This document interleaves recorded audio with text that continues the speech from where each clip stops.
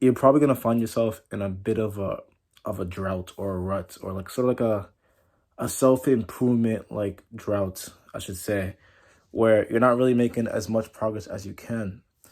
And this isn't to say that working out is not as beneficial, but something I found, right? Because you would think, or I'm working out, this is disciplined. This is, this improves the mind, they say this does that, etc. But even with that, one thing I found on my journey of fitness was, despite how much time I put into it, despite, attacking workouts this way, despite getting stronger, getting more athletic, maybe even making some gym friends, whoever wherever the case is, you're not developing fully. When I see guys that just specifically focus on exercise alone, it kind of, and that's fine, right? But it kind of creates a window where you just become a meathead. Like that's all you focus on is just how big you're getting, how strong you're getting. That's all you're focusing on. And though we grow up, we watch these characters like Goku, and like like Goku, a like you know what I'm saying? Like them, though we grow up watching them, and that's fire, and it inspires us to train. That's probably like one of the biggest, or at least first motivations, is how big we can get, how strong we can get, all these different physical aesthetic things. You're not a complete person yet. You're not fully realized. Like self-actualization was the goal for me. Like truly understanding how far I can push it. And one thing you realize when all you do is work out is you get big, but now you're a meathead. You have all these muscles, you're strong, but it doesn't mean you're good at talking to that girl that's across the room yet. It doesn't mean you're good at getting this guy to be friends with you, or getting these people to respect you, or anything. It's because you meditate and journal, for example, right? Say you journal everything. You journal the events of your life, you journal your thought process. You're kind of making a map of, yeah, you're kind of making a map of basically the course of your life. It's definitely gonna help you understand it. But until you take action, until you learn the proper ways you can, which basically means until you garner the proper tools to take action, like getting better at social skills, or understanding, this type of financial decision, or understanding, how to make these type of friends and why these type of friends are bad, until you get fit, whatever it is, which definitely makes life easier. Like if you're a fit guy, a fit girl, you finally get to see like at least what, like sort of having like that halo effect happen, where, because we'll say it this way, there could be a guy that's scrawny, this guy is super scrawny, not confident, etc. He says something, people, maybe they'll listen, maybe they won't, they'll look away, they won't, yada yada. He'll probably get like we'll say a 40% listen rate if he randomly talked in a crowd, right, with his like with a proper voice to speak louder. But we'll say you're fit, you start speaking the same way, same type of body language, whatever it is. But because you're fit, people will look at you longer. People will try to hear what you're saying. It's sort of like this halo effect, where because you look more aesthetically pleasing, whether you're more beautiful or fit, etc., you get, things are easier for you. Things happen more in your favor. But to go back to my point, if you just focus on fitness, if you just focus on journaling, if you just focus on meditation, if all these things are done by themselves, they're not as beneficial as they would be if they are done together, because you're always going to struggle in some way. You're always going to be lacking.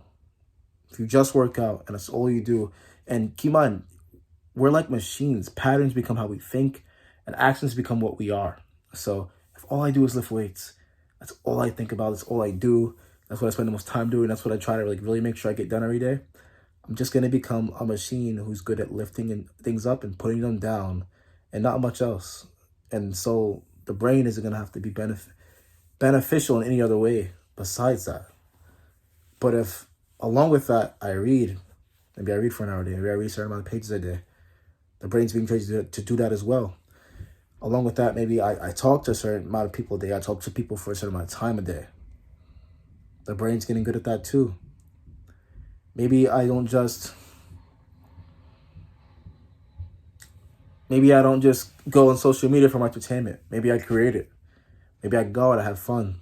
Like I go to party, or I go out with friends, or I whatever you're putting your time into is ultimately what you're going to become. And when you combine all these things, like self-improvement tells you to, like it tells you, you should not only meditate, but you should, work out. And along with that working out, you should also read.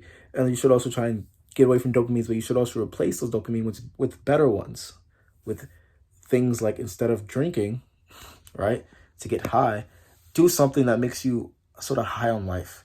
Find a way to access that level of pleasure in new ways, excitement in new ways. But when you just focus on one thing, you're always going to be lacking. And it even brings me back to a moment I had. I think I was in college, and I was quite far along, much, physical improvement. But socially, I was always sort of a recluse, a hermit, someone that was very antisocial, someone that didn't really like to be around people. They were very draining for me. And if I liked you around me, there was something very special about you to me, to where that was even possible, to where I would want to chill with you or walk with you or talk to you often. Like, if that's something I'm doing, it's probably because you're something special to me. But I remember back in college, despite all my progress, right, I just remember thinking to myself, there has to be more than what I've achieved. Because physically I'm great, but mentally I'm not that great. I'm getting into poetry, but it could be better. I could be smarter. I can write, but I can't talk that well. So how do I improve that? And the one thing I started to really do was, as I've said in my stories before, one uncomfortable thing a day and one nice thing.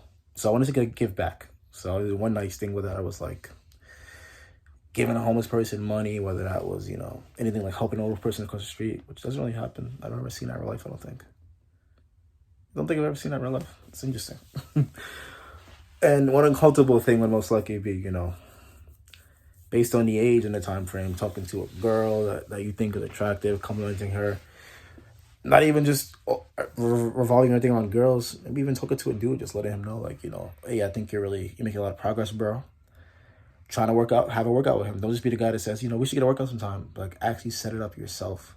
Like, actually take that initiative and set it up. And you're going to end up being the person that this person realizes is like an escalator in life, that is really like on an upward tilt, and really actually goes about their actions. A lot of reason why you guys can't make friends in the gym is because you don't actually follow through with that let's work out later thing. It never actually happens. And so you never actually make connections. Your life never really changes because you don't have these people in your lives. But something I start to realize, getting back on point again, is that despite all this progress, I had no one. I was quite by myself, and I wanted to find someone, I was pretty much solo dolo. I wanted to get a girl, and I still struggled with that. I still struggled with how I would approach, how I would talk, and I had to get better. And the only way I could get better at that wasn't to focus on working out more, or to focus on journaling, or to focus on my poetry. It was to go out and do it, to be more, and to add more tools to myself, to get better at it from first-hand experience. And that's the best thing I can recommend you, is if you are doing one thing, throw yourself at the fan. You do a lot of things. Know as much as you can as a person, and fully realize this person you could be. If you're only interested in working out, then that's cool. But if you know that you got that kind of itch like I had, where it's like, all right, so I'm fit. What else? What now? Like, what now? Do more. Learn how to read more. Learn a different language, maybe.